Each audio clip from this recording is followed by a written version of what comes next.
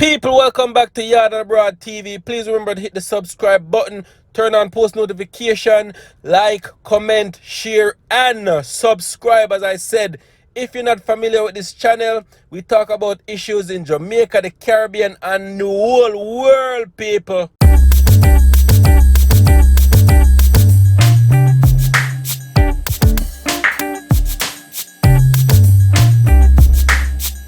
Wagwan viewers and subscribers, welcome back to my channel. Much love and appreciation as usual, people. So today, people, the Trinidad and Tobago Police Service has lost one of their members due to COVID, people, to COVID-19. Yes, you heard that correctly. So it goes on to say the Trinidad and Tobago Police Service mourns death of police officer who died from COVID-19. Trinidad and Tobago Police Service mourns PC Nicholson. Commissioner of Police Gary Griffith and the executive of the Trinidad and Tobago Police Service have extended condolences to the relatives, colleagues and friends of PC Anthony Nicholson, who died yesterday. PC Nicholson was a member of the Guard Unit at the Police Administration Building in Port of Spain. He got ill 1 week ago and was warded at the Cova Multi-Training Health Facility until his death. PC Nicholson started as a Special Reserve Officer at the Guard Unit in 2003. He trained and became a regular member of the TTPS and continued his service at the Guard Unit. So people, we just want to say our condolences goes out to the family and friends of this police officer. And for all of the people out there still take the COVID serious, and you see the government had to put a lot of things in place try to curb the spread of the virus, people. Listen, you're not going to feel it until it happened to somebody close to you. So just listen to what the government is saying and just follow them guidelines. We know some might not like it, some is against it, some is with it, but trust me, just do what you can so the virus don't spread, because you don't want one of your loved ones to end up dead. You see me, people? So once again, our condolences goes out to this policeman and his family. Much love, all right? Bless up. Yeah, people. So in this next article, it talks about a father and a son who died from COVID-19. They didn't even get a chance to make it to the hospital. It goes on to say a father and a son died from the COVID-19 virus hours apart, but Premanath Ramkalawan, 66, and his son Mahindra Nigel Ramkalawan, 36, never saw the inside of a hospital. When they tested positive 2 weeks ago, the two were asymptomatic, showing no symptoms, and therefore ordered to quarantine at home in Mauritius, San Francisco, and this is where their condition rapidly deteriorated. Relatives claim paramedics failed to respond in time to take them to intensive care unit treatment. The nearest one was at the Augusta Long Hospital in Pointe-à-Pierre, about 45 minutes away. The son died first shortly after noon on Wednesday. His father died 5 a.m. the following day. Relatives said Mahindra Nigel Ramkalawan was among several workers on an offshore platform to test positive for the virus in late April. In an interview with the Express yesterday, his sister-in-law Verlini Das Ramkalawan said following Mahindra's COVID positive result, the family tested and was placed in mandatory quarantine. On Tuesday, however, Mahindra began complaining of shortness of breath and paramedics were contacted. The following day, Das Ramkalawan said her brother-in-law's condition worsened. In the morning, he seemed okay, but as the afternoon progressed, he started having severe shortness of breath.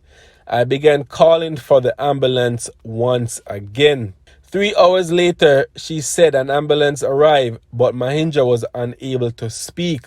Paramedics performed CPR, but there was no response. Das Ramkalawan said her family was devastated and stayed up that night comforting each other. Das Ram Kalawan described her experience contacting the paramedics as a horror story. She goes on to say it was the same thing again, 3 phones calling at the same time, no answer. My mother-in-law was the same as his son. He couldn't breathe. He couldn't complete a sentence. When I finally got through to the number, I was told there was other COVID patients and you have to wait.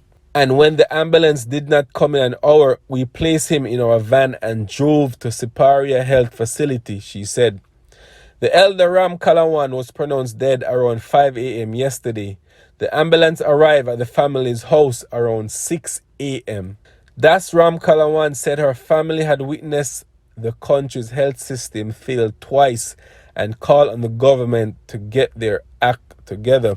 But honestly, people, this is a learning lessons from this. Like, if your family members are having shortness of breath and try call the ambulance or try call the hospital, nobody not answer, nobody not show up, take things in your hand, take matters in your own hand and find someone with a car, if you have a car, that can drive them to the hospital so they can get the treatment as soon as possible, because the longer you wait for an ambulance to come, the more their condition gonna deteriorate. And unfortunately, both of them died waiting on an ambulance or waiting for somebody to show up to render aid. It's just a very, very sad situation, people, because if you understand, they're overwhelmed. There's a lot of people they're dealing with. So it's like you can't really put blame on them. But then again, you just lost a family member, and because the ambulance didn't show up, who else you gonna put the blame on? Of course, you're gonna put the blame on the people, them paramedics and whatever. But as we said, them have a lot on them plates, people, and we just have to do our best to try take as much as we can off of them plate, because the more COVID cases, the more calling for ambulance and hospital will get crowded, no oxygen tanks. You have to just do what you can, people, to avoid being in a situation that you need to go to the hospital or you need an ambulance ASAP. You see me? Just do what you guys can to limit the amount of cases and the amount of admission going into the hospital daily.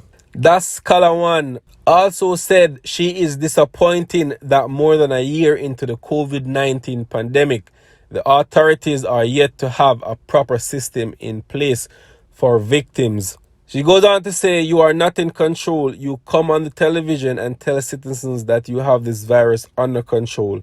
You don't. COVID-19 is spiraling out of control and you are losing.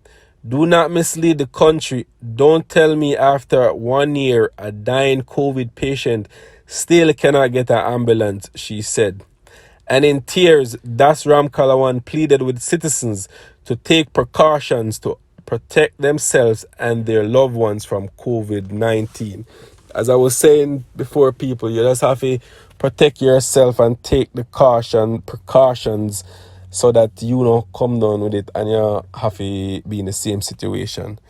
You see me? It's a very, very sad story, people. Very, very sad.